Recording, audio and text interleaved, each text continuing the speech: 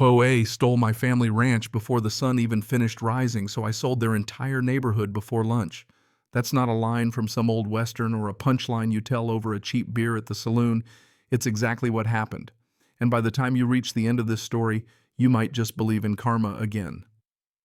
Let me set the scene. I roll back home after a night run to town for supplies, the sky barely cracking open to let in the dawn windshield fogged from Wyoming chill, thinking about hot coffee and the sound of cattle kicking up dust on 500 acres. My family's kept since Eisenhower was in office. But halfway down my own driveway, my gut goes cold. Too many figures where there shouldn't be strangers, not neighbors, hauling tools, barking orders like a construction crew raiding a barn.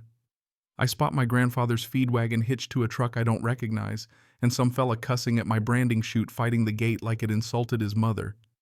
These aren't friends borrowing a ladder, these are thieves plain as day, and my life's work is being loaded up before breakfast. A sheet of paper flaps on the front gate, red-stamped official looking, foreclosure sold to HOA bidder effective immediately. And for a second, everything in me freezes like the land before a thunderstorm.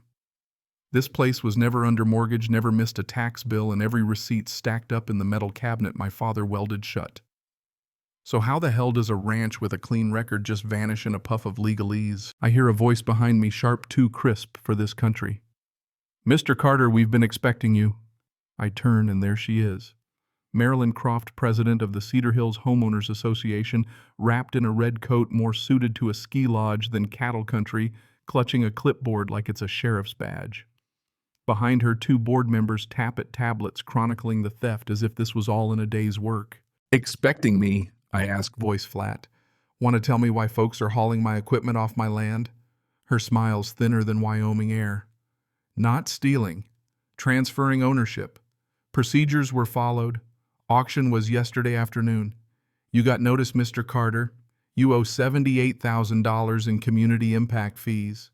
HOA placed a lien. Membership is automatic after the boundary adjustment last year." Now, I know this is nonsense. My grandfather bought this ranch in 1954. You don't get to auto-enroll my land into your little covenant. I snap. She shrugs like I just forgot to pay my tab at the cafe. Community standards exist for stability. When owners fall behind, consequences follow. That's when it hits me. This isn't some mix-up or neighborly squabble. This is war. They want me gone, and they've written the script, cast themselves as heroes, and handed me the villain's hat. I don't take that lying down. I drive to the Cedar Hills Community Center, mud streaked across the floorboards, the air thick with pine and resentment. The meeting's already on projector, painting my ranch in bright HOA blue. Marilyn's there, chin lifted like she's expecting applause. I interrupt loud, uninvited, not caring one bit. "How'd my ranch end up on that map?" I ask. Some guy in plaid pipes up boundary realignment, perfectly legal. Marilyn smiles, says the notices went to my old P.O. box, the one that expired in 2009, so they mailed everything to a dead address. I push for proof. They hand me the boundary map signature block reading Richard H. Clean. My heart drops. Clean surveyed this valley for years, and he died 10 months before that signature's date. This is a forgery. I say quiet and deadly. Marilyn tries to bluff, but I don't let up. The sheriff's called. He shrugs. Papers are processed. Nothing to be done. I warn them, if one signature's fake, what else did they cook up?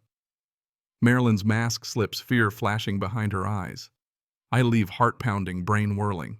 That night I walk the northern pasture boots, sinking in soft dirt dusk, sliding over the horizon. Something's off. The cattle are spooked tracks wandering toward the property line.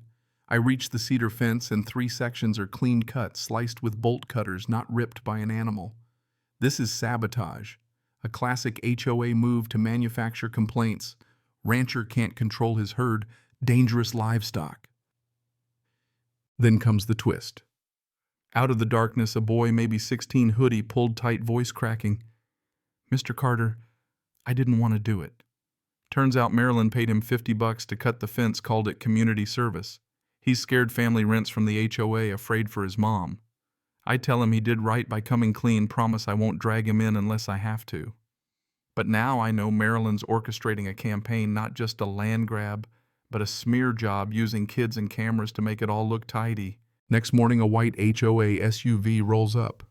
A guy named Jeremy, clipboard held like a shield, hands me a thick eviction notice. 10 days to vacate HOA property.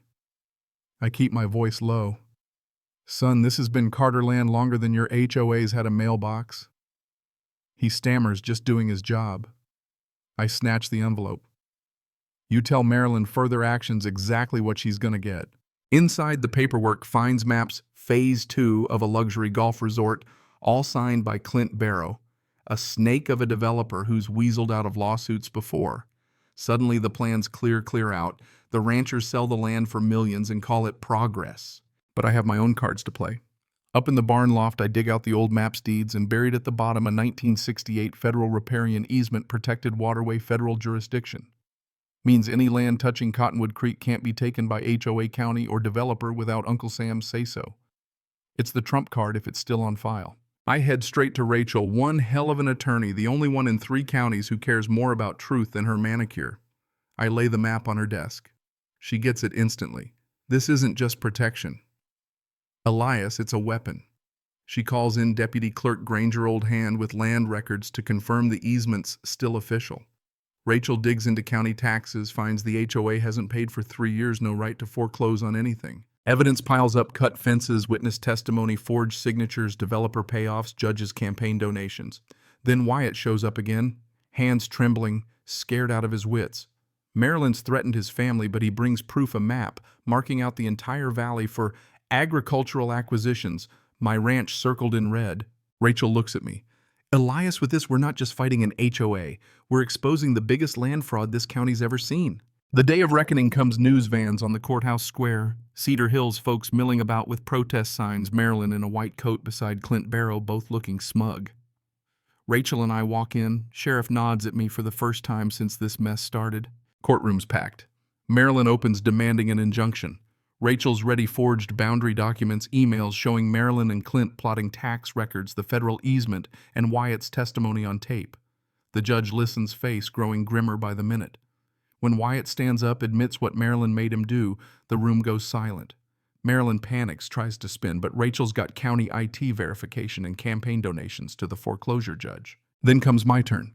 Your Honor, I say, on behalf of the newly formed Cottonwood Conservation District, I'm invoking eminent domain to reclaim all property illegally annexed. Gasps echo off the walls. Every home, every road, everything they stole taken back at agricultural value, $800 a parcel. The judge slams his gavel. Fraud, forgery, and deliberate harassment by the Cedar Hills HOA. Federal agents notified. Hearing adjourned. Marilyn collapses, Clint in cuffs, sheriff shaking his head in disbelief. Justice walks out of the courthouse in boots and a battered jacket. But justice doesn't have to be cruel. I tell the residents, many who had no clue, you won't lose your homes. The district owns the land, but you can lease at ag rates. No more HOA, just stewardship, restoration, and a place to truly belong. There are tears, then laughter. The land, for the first time in months, feels like it's breathing easy.